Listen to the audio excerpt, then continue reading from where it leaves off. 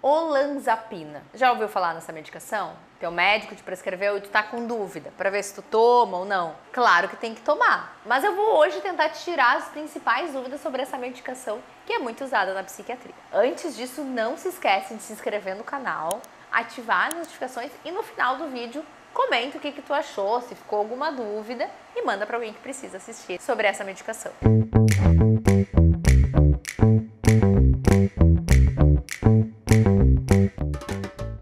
A olanzapina é um antipsicótico atípico e já tem vídeo aqui no canal explicando quais são os antipsicóticos típicos, atípicos e qual a principal diferença entre eles. Não se sabe muito bem o mecanismo de ação ainda da olanzapina, mas a gente sabe que ela tem uma ação através dos receptores de dopamina e serotonina.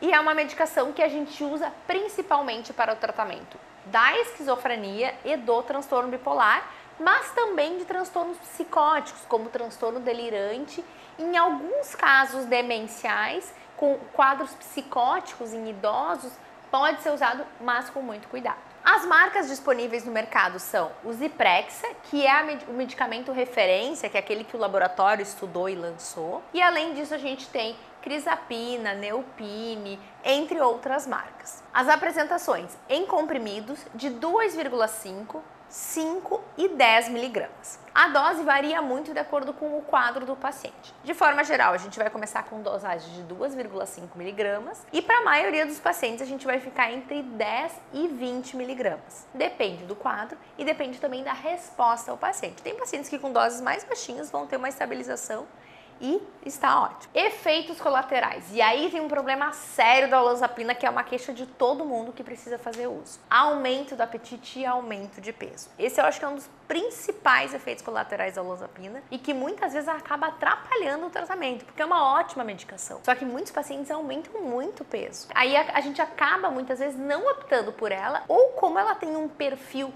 sedativo. Então é uma medicação com um perfil sedativo bom, é uma medicação que dá sonolência, acaba acalmando. A gente usa muito em pacientes que estão em quadro de agitação, aqueles pacientes que estão num quadro de mania, que estão muito acelerados, que não conseguem dormir, ou pacientes que estão muito psicóticos. A psicose, como eu já expliquei em outros vídeos, né, com uma desconexão entre a realidade e o que é da sua cabeça, é uma medicação que tem um efeito que é rápido, a gente vê uma resposta, muitas vezes em alguns dias os pacientes já melhoram. Só que aí tem a questão do peso. Mas tem pacientes que se adaptam super bem, conseguem manter a medicação e além do aumento de peso, a gente tem a sonolência, que muitas vezes acaba sendo um efeito colateral que é positivo porque nos ajuda a diminuir a intensidade desse comportamento. Boca seca, hipotensão postural, que é quando a pessoa vai mudar de posição e ela se sente tonta. Sabe quando você está sentado e você levanta e parece que dá um molinho assim? Isso é mais ou menos a hipotensão postural, que pode acontecer com algumas medicações.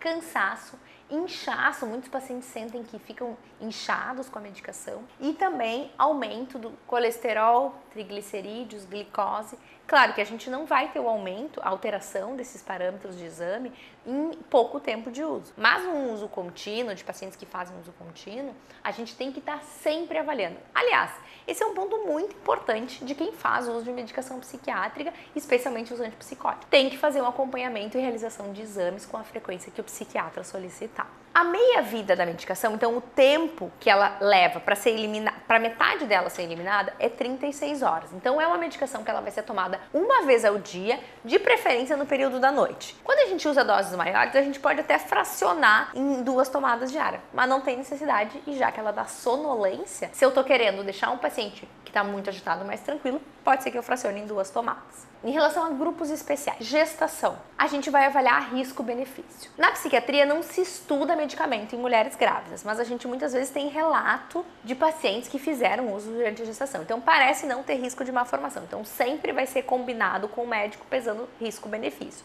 Suspender a medicação ou iniciar a medicação ou manter a medicação. Idosos. Pode ser usado, inclusive naqueles quadros de agitação psicomotora em pacientes demenciais, numa dose mais baixa. Então, normalmente nesses pacientes a gente vai ficar numa dose de 2,5 miligramas. Adolescentes a partir dos 13 anos pode ser usado no tratamento do transtorno bipolar e da esquizofrenia. Lembrando que ela é uma medicação que ela pode ser usada na mania e no tratamento de manutenção, para evitar um novo episódio de mania. Tirei todas essas dúvidas sobre a olanzapina? Tá convencido de usar? Não tá? É sempre bom lembrar que esses vídeos são vídeos educativos. Não substitui a consulta com o teu médico e tu tirar as dúvidas. E em relação à questão do peso, é importante conversar com o médico para te dar medidas não farmacológicas para manter o peso. E quando é uma boa medicação, uma medicação que se adaptou muito bem, mas tem essa questão do peso, a gente pode fazer alguns ajustes e algumas adaptações para que o paciente mantenha a estabilidade no quadro. Gostou desse vídeo? Ficou com alguma dúvida? Comenta aqui embaixo e não esquece de compartilhar porque pode ter gente precisando saber sobre a olanzapina. Te espero no próximo vídeo.